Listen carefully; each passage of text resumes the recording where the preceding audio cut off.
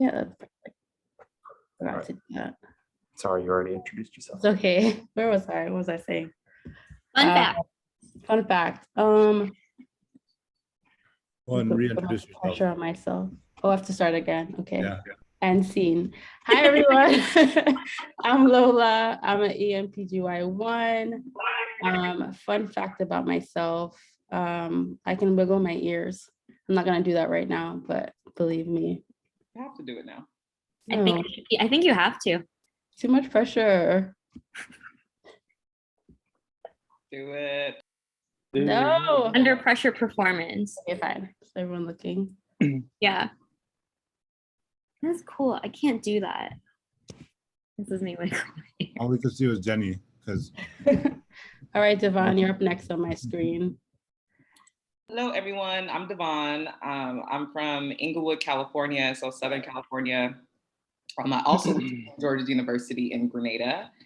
And a fun fact, so I thought we were gonna do like your favorite song, but a fun fact is that I'm not a Drake fan. So when the new album dropped, I was kind of like, okay. I'm picking you out of this call. So right now. everybody's gonna hate me now. Okay. I didn't know that there was a new album drop, so. Yeah, so trying to change my mind. I can't. Yeah. Okay. Dan, you're next. Hey guys, I'm Dan. I am originally from Southern California, LA specifically. And then I went to Rutgers Robert Wood Johnson Medical School in New Jersey. And my fun fact, this is my second career. I was a teacher for 10 years, taught high school science, chemistry, and biology. And now happy to be doing medicine.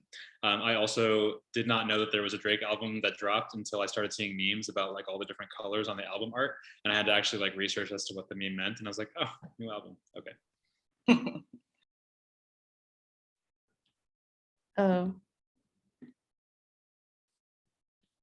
Oh, Dr. Harmon, you can go ahead. I don't want to cut everybody, but I am currently between different. Can't hear you. You're roboting. So hi everyone, I'm Scott Heinrich. I'm the Associate Program Director. Thanks for joining us. Oh, it's on, probably because it's going through my car. Hold on. Can you hear me now or no? Oh, better. Way Still better. Huh? Way better or not better? Better. All right. Sorry about that. Scott, I'm the Associate Program Director. I just dropped off my kids at one soccer practice. I'm going to play soccer. I'm going to pick them back up again, which is all I do is Uber my kids around. My fun fact is I was once chased by a hippo when I was in Africa with my brother. But I lived and I'm here. Oh, wow. Okay. Nico, you're up next. Hey, what's up, guys? I'm Nico. I am a second year. I grew up in Chile, represent. Although my team's not doing so great right now in the World Cup qualifiers, but I still have hope. Paul, don't laugh. But yeah, I moved to Miami when I was 13. So I grew up in Chile. My mom's Chilean. And one of the great things about Chicago is how diverse it is. And a big part of the population is Hispanic. So it's been really fun to use Spanish here, which has been really, really helpful to meet patients that way. Great. Jasmine? I'm Jasmine. I am from Michigan. I did med school at Howard in Washington, D.C., and I did my residency at University of Chicago here in Chicago. I'm currently a fellow at Rush, simulation fellow, so this is my first year there. Fun fact, I don't know, I like to travel, so I guess that can be my fun fact. Cool. Paul, you're up next. Oh, man, fun fact's gonna be hard. My name is Kamsi, or Paul. Initially, I went as Paul in the program, then I told people my Nigerian name is Kamsi, and that blew up. Now everyone, like switches between Kamsi or Paul, which is, great. But I grew up in Nigeria, lived there for 15 years, then moved to the States, and now I'm here in Rush. fun fact, because this was recently, I don't know. I like playing basketball, but I'm horrible at basketball. Recently, I just played a group of middle schoolers, and we got destroyed. And I like to think that's because I'm getting older. No. I don't think that's it, Paul. I forgot my fun fact. So I don't know if you guys watched the Queen Gambit, but I was on a traveling chess team as a kid. So there's a fun fact with the clocks and everything. I'm not very Nice. good at it. Okay, Dr. Davis. Hello, all. I'm Teresa. I'm one of the attendings. I was born and raised in Chicago. Went to med school and residency at UIC. I have lots of fun facts. Pick one. Let's see. I'm the only girl of 5 kids, and I sing, I draw, and probably my biggest fun fact is that even though I'm super short, I used to play volleyball in high school for 3 years. So there you go. Nice. TD, how come you didn't play with us at the retreat? Because there were a lot of bugs and it was hot. You still got bit when you were sitting down. You might as well have played. Next time we're gonna do indoors. Thank you very much. TD, were you the libero? What now? Yeah, well, yeah. Yeah. Nice. I had to do all the running. I didn't like setting, so yeah, I like digging. All right, Hans. Hello, everyone. Can you hear me? Yep. Okay. Hello, everyone. I'm super excited to be here and super excited to see so many beautiful faces interested in our program, which is the best in the city. So I was born and raised in Colombia.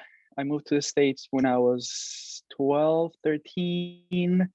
Right after high school, I joined the Army. I was an Army medic for about 4.5 years. I got to travel to places like Iraq, Afghanistan, not for vacation, but for work. That was an interesting thing.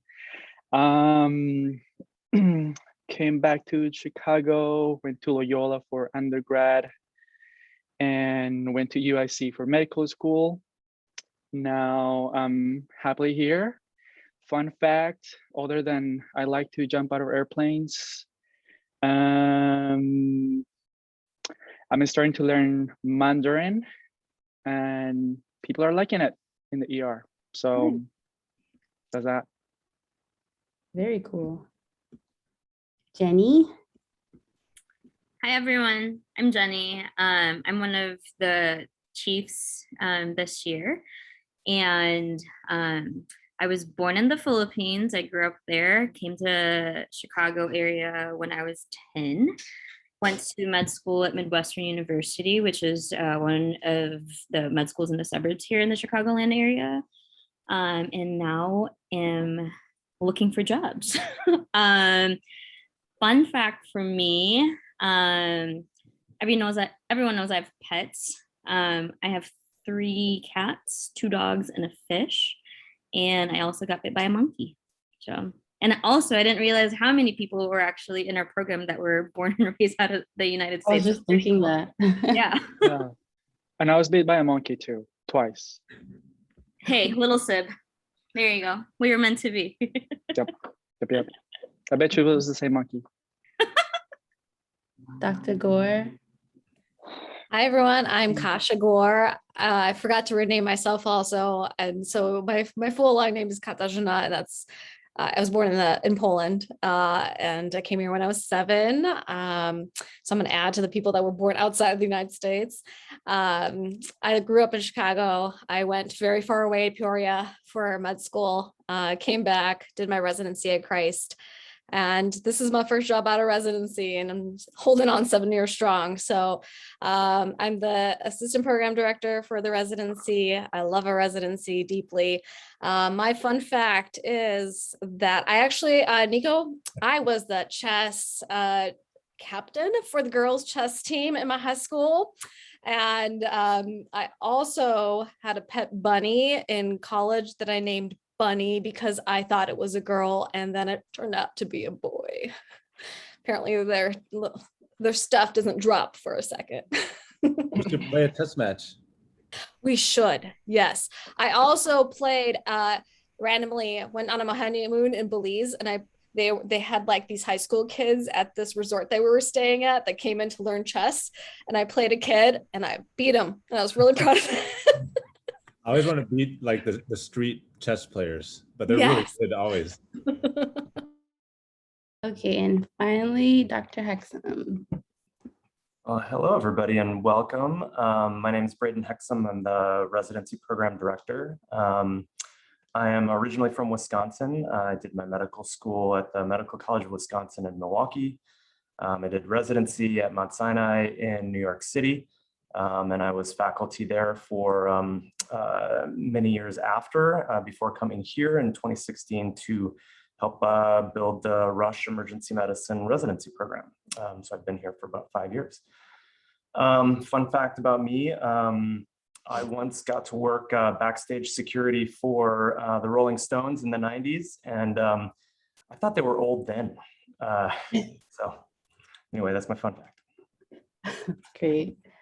Thank you. All right, so we'll get into the questions. Did I miss anyone?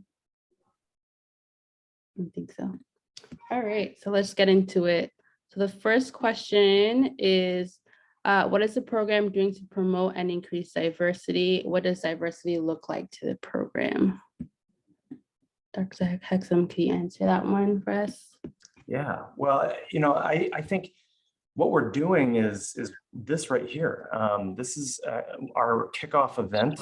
We've had one webinar and we dove right into diversity recruitment for our second. That I think really speaks to just how important this is for us.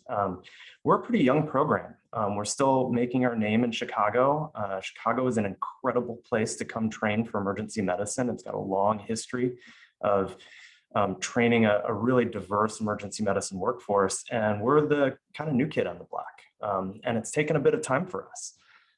We are now on our 5th class, and every year just continues to get better. For me, diversity it really goes back to the values of the institution. The residents know I gave a little speech on values earlier today, and this really informs all of our decisions and who we recruit. Are they going to be good representatives of what it means to be an amazing emergency physician? And are they going to be able to connect with our community? Our community is changing. When we first started the residency program, we were about 1/3 African-American, 1/3 Hispanic, and 1/3 Caucasian in our community. And that's actually shifted in just a few years. We are almost 50% African-American in our patient population. And they come from a wide spectrum of socioeconomic backgrounds. We're sitting in a very unique place, even in Chicago, where our hospital sits alongside some very rigidly segregated communities. And they all come together in the day-to-day experience of working in our emergency department. And so my goal when I came here was to help build a workforce that reflected the community in which we serve. I chose to live in this community. I chose to hire from this community, and we're slowly getting there. When we first started, the best thing that we had going for us is our faculty was 50% women, and I think that really spoke to the especially our female faculty felt supported and able to build a career in an academic medical center. We weren't very well represented with African-American and Hispanic faculty, and we're continuing to work on that. But in the years that I've been here, we have doubled that. We've been able to try to recruit fellows into a pipeline program to help retain faculty within our department. So I can't say that we're doing this perfectly, or that I would say that there's some overarching strategic plan. We continue to improve the things that we do every year, and I'm really excited that this year we've been able to match just an incredibly diverse intern class, and I hope that we continue that. Thank you. All right, next one is, I guess you already answered this. What popcorn? Do you mind if I popcorn off of Braden's answer? Go for it. So And I remember asking this question. So I'm an intern. I remember asking this question like when I was applying, and I guess like my answer now that I'm an intern in a program, I feel comfortable at work with all of my intersectionalities. Like I'm a Black woman, my family's from Central America, I have Latin roots. I'm also from Inglewood, California, that sees a lot of violence. And I feel comfortable to talk about all of my experiences. I feel comfortable to be myself at work. And I don't think it's anything necessarily concrete that people are doing at work, but I think just the workforce and the personalities that come to Rush kind of creates that environment that's very comfortable. So I'm very happy here. It's been a great experience. So I hope to lay that foundation for the incoming class coming in. Can I also add to, I'm sorry. I think one of the things that really helps is that what Braden spoke to earlier is the mission. And I think it is felt throughout. It is not just within our residency program. I teach for the medical college. I'm one of the clinician educators. And like literally today, I taught a session on racism and intersectionality and things like that. And not to say I taught it, I facilitated it. So I learned a ton, right? Like I didn't actually get this stuff when I was in medical school. And so I think the fact that Rush has really made it a mission throughout all of their levels of, all their educational levels, all of their different departments, it's felt throughout. And I think that really definitely helps because it's not just, you're not coming to just our institution and our program, you're coming to our institution and you're going to be rotating throughout all these different parts of Rush. And I think it helps that it's a mission of Rush and not just of us. Thank you. Can I add a little bit of something else there too? Sorry for Go ahead, this Han. question went for way too. So what Dr. Hickson, I think, said was 100% how I felt. And one of the things that attracted me to this program was that mission to create diversity and to ensure that our residents, and not only our residents, but also our attendings, match the demographics of those patients that we're seeing on a daily basis. So the mission is there and the intention is there and the actions are reflecting that as well. And I'm not just talking about diversity in terms of race and also perhaps socioeconomical status, but also LGBT and a variety of other things that we're trying to accomplish in terms of diversity. So as an immigrant, as someone whose native language is not English, I have an accent, I identify myself as queer, et cetera, as a veteran too. I feel that this is my place. I feel welcomed. I feel that the attendings and the residents are very welcoming to all my multifaceted things. So as Yvonne mentioned, it's really fun to come to work, despite all the crazy stuff that you get to see. At the end of the day, you feel that you serve your community and that you serve it well. So that's one of the things that, from the very beginning, just reading the mission statement on the website, I fell in love with the mission, and that's what drove me here from across the street. So, Thanks, Hans. Okay, so this question is for the PDs and APDs. What was your passion for joining program leadership? Why did you decide to follow this path?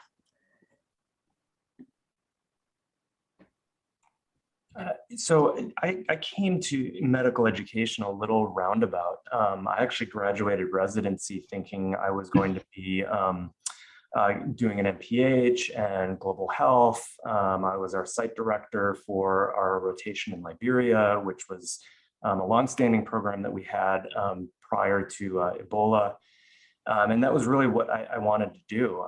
But fast forward a few years, I had a few kids, we were living in New York City.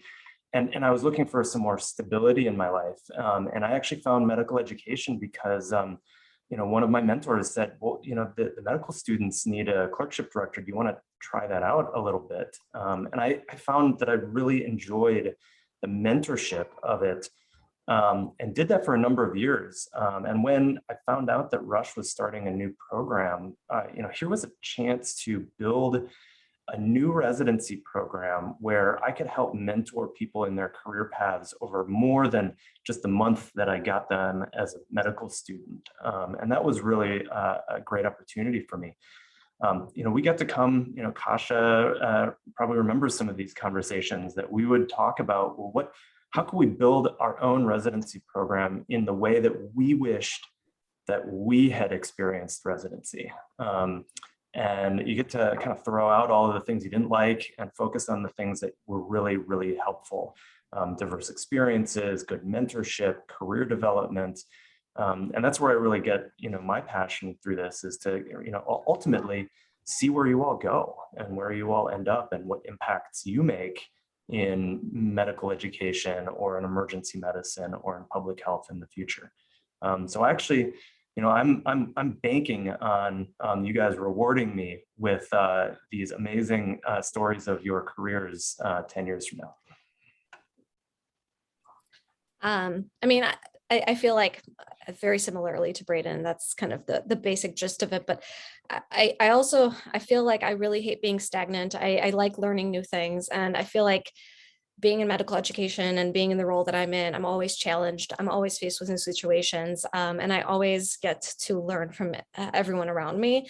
And so I mean, that's the collegial environment that I enjoy. I don't want to be my own little bubble. And so I love seeing everyone grow from the interns throughout. And it's so like that proud moment of seeing, your residents develop is very, very rewarding. And that's why most of us do it.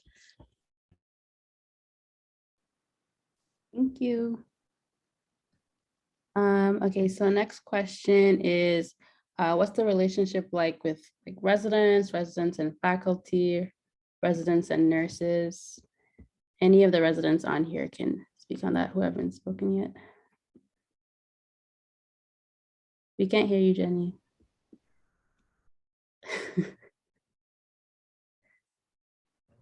Okay, is Jenny speaking? No, okay.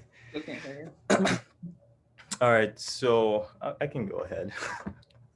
I don't want to cut Jenny off if she's trying to, but I can go ahead.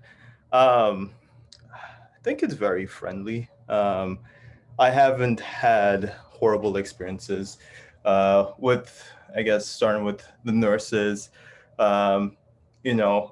Definitely there's always an aspect of respect when I'm talking with the nurses, when they're talking with me, which has been very helpful with managing patients. They're always eager to learn and they're always eager to teach you. So I also listen to the nurses too, because they've been doing their jobs for a little bit longer than I have. And, they have certain perspectives that I may not see. So I think from that aspect, it's pretty good. With faculty, I think it's awesome. I think every part of the faculty wants to teach you. And in some cases, they are backing you up when you're speaking with a consultant. In many cases, the attendant has been like, if a consultant is giving me a really hard time, like really, fighting me, the attendant picks up the phone and is like, let me handle this, and that problem is dealt with. So I feel like there's a lot of support from the faculty standpoint. There's a lot of foundation, which I liked in the program.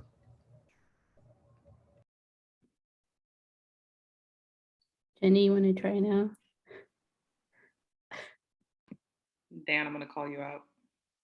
Go ahead, Dan. Quiet. I've been volunteered. So I would agree with what's been said so far regarding our interaction with nurses. I think it's really important to remember, particularly when you're dealing with nurses, is that they've been doing their jobs for so much longer than you have. At least in my case, because I'm an intern. And they are also with the patient like much more often than you are, just because you'll go see the patient and get your history and do your physical exam, and you're going to go and write your note, present to your attending, and then go see another patient. Whereas a nurse is kind of with them just more time. So they kind of they do bring a different perspective than what you would get. So and if you can remember that, then they will support you, and it's actually a really great relationship with the attendings. If an attending is working here at a teaching hospital, they're going to be into teaching, and that's great. And what's also really cool about I would imagine probably all hospitals, all teaching hospitals, is that there's different styles. So if you enjoy working with one attending, maybe not so much with the other, then you can kind of take what you take what they had to teach you and kind of apply that and kind of put that in your quiver of arrows, and that way you kind of develop as a clinician, kind of develop your own style. And then with other residents, we're a relatively small group. We have 12. And I guess not being as familiar with other programs, but I went to med school in the Northeast where you have these huge hospitals. Like a lot of my friends matched into, like Dr. Hexam was talking about Mount Sinai. I have several friends who matched at Mount Sinai, and that's like a 50 deep program. So, or sorry, more than that, probably 100 amongst all the classes. So we're relatively smaller and closer knit, and a lot of us live in sort of the similar areas, and so we can all kind of hang out, and we're all kind of an extended family. So and being someone who's a little bit older, who you'd think would have a little bit more trouble kind of fitting in, because I just not always into some of the things that others are. I've actually found a home here, and I really enjoy it. So. Dr. Davis or Jasmine, do you want to add anything? I can add. I would just say in general that, kind of the relationships that you're going to try to build, it all mirrors really life, to be honest. And even the relationship that you're going to build with some of your patients. So whereas some patients will trust you right away and be friendly with you right away, others you'll have to kind of find a common area in order to break down walls and be more comfortable. And sometimes that might not happen right away, and it might happen over time. And I feel like, within a residency program, or really any new place that you step into, it's going to be similar. I will say at Rush that again, because, having been here before we had residents, because we coveted wanting residents for so long, and because a lot of us really are into mentorship, if not, just having a new program in general, I think that we're trying to take a lot of pride in, at the very least, making sure that our residents are okay, that they do feel comfortable, that they do feel that they're in a supported environment, but also that they leave this residency program being able to handle whatever gets thrown at them. So is it always, a kumbaya moment? Not always. But I think the underlying theme of being open to different ways to reach people when you're trying to teach, when you're trying to get them to realize that it also is going to become important later on, speed and all these other things that aren't necessarily what you want to teach right away. I think that those things I have to say, I think we do very well.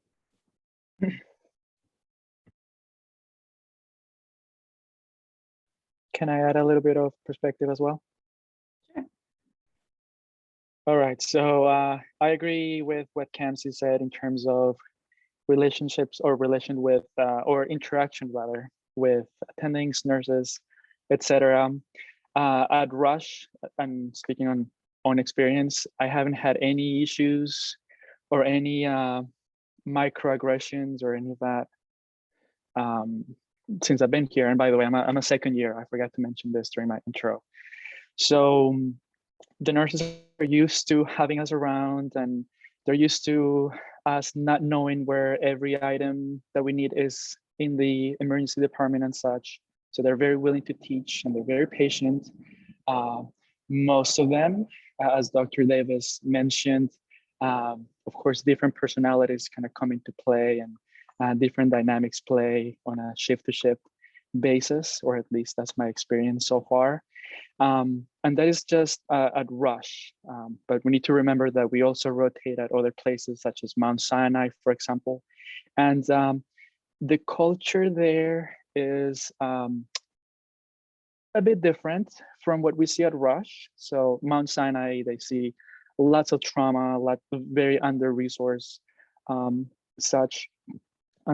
So the nurses there, because they see traumas all day, every day, their attitude and the way they communicate things and the way they want to do things looks a lot different from what the nurses here at Rush do, because we don't get to see as many traumas here. So perhaps the dynamics and the conversation and the interactions look a little bit different, but I've never felt disrespected in any sense or any of that. So speaking of those other places too, I feel that the interaction between residents and everyone else has been appropriate so far. Thank you. Next question. Everyone try to keep your responses as short as possible, please. Next question is community involvement. What is the program doing to get involved in the community?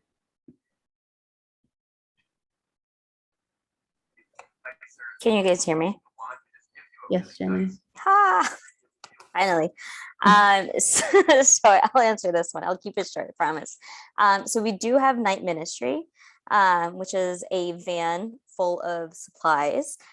Usually it's staffed by ED. So the ED residents are the ones who moderate it, but we do also include other residents if they are willing and able. So like internal medicine residents, like psych residents and all of that can participate. But mainly it is like an ED run thing. So what it is we have this van full of, like medicines. Currently, it's actually also holding like COVID vaccines.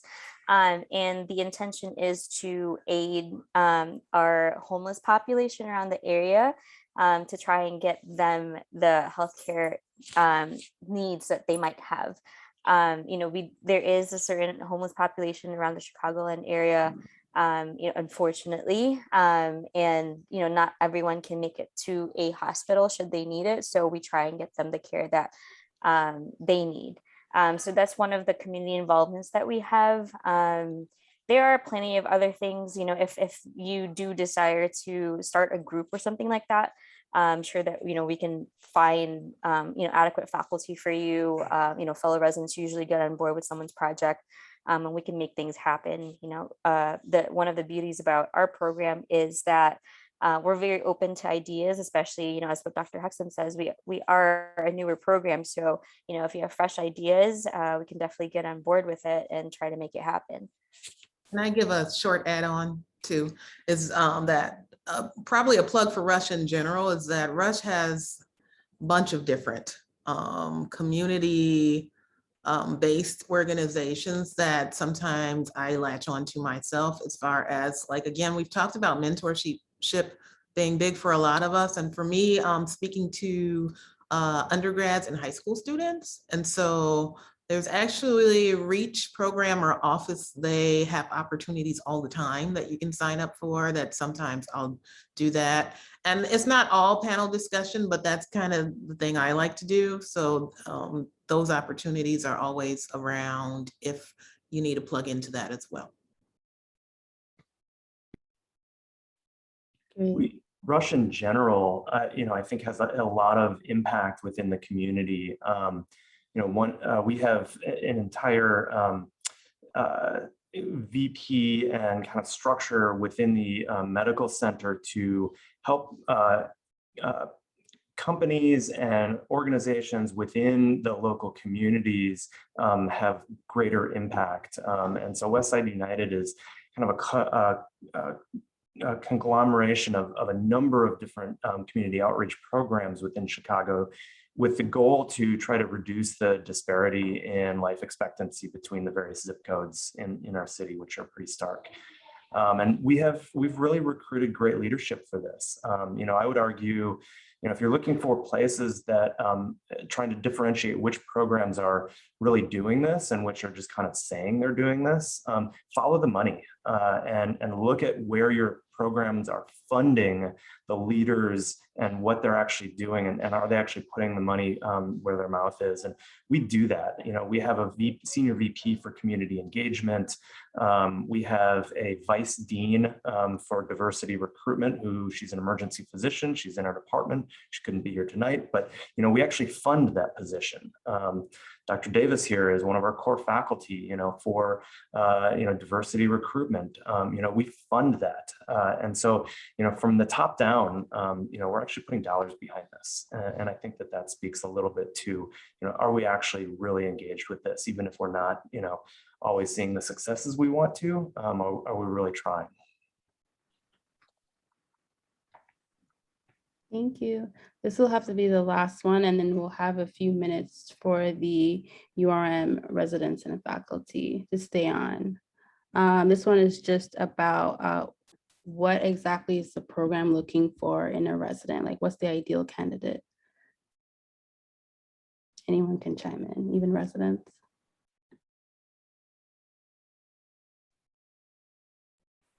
I think me personally, I've always said this. I always like to tell people, like, like student rotators or anyone who's interested about our program, we look for someone who will consider us family, and if you don't fit, we'll help you fit somewhere else. So anyone who jives with the residents, jives with the faculty, anyone who's hardworking, you don't have to be the smartest of your bunch. Everyone's going to get trained the same way. You just have to show effort and be willing to learn and get along with people. That's my thing. I think we did fun fact in the morning, so I'll just add to that we are not a program that's looking for a cookie cutter. I went straight from point A to point B with no stumbling blocks. If that is you, great. We take those too. But I think a lot of people sometimes count themselves out before they even apply, and that can come through either on your application or in your interview that, oh, they might not take me because I took 2 years off to do X, or I had to do a post-bac or whatever it is, which, was me. So I can honestly say, especially for this program, you have a lot of faculty that have had circuitous routes to Rush. And so, we are open to the same for our residents. And, I just would say, don't count yourself out if you feel like you have lived a life outside of medicine, or that, because all those things actually can help you as a physician to connect with your patients and with, other staff in the long run. So to keep that in mind. I would just say it goes back to values. Do you have the values that we think are going to make you an excellent physician here in our community? And those values might be a little bit different from person to person, but are you going to be somebody that we can really work with and collaborate? Do you have unique and innovative ideas? Are you really holding yourself to a high level of professionalism and accountability? And those are all, great words, and the residents might be getting tired of me hearing this today, but this is the kick I'm on. It's really that, we don't set arbitrary bars that you have to hurdle over. We don't look at numbers per se. We look at a whole package. In fact, we go through with all of our reviewers that look at all of your applications and actually say, how do you actually look at a whole person and come up with a decision on, are they going to fit well in our program? And that's not numbers or schools. That's what have you done with the time that you've been given and the criteria or circumstances of your life. And have you really demonstrated great leadership in those situations. And those are the residents that do really well here, regardless of where you're from.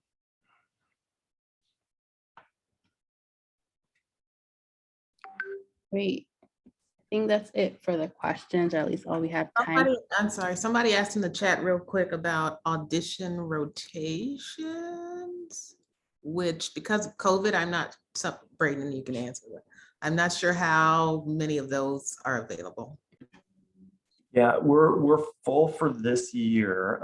We did restart that after a year of hiatus from COVID, and as far as I know, we are, I think, full for this year. But if there are, threes on the call today, please keep an eye on our website for when next year's applications open up. But we'd love to have you.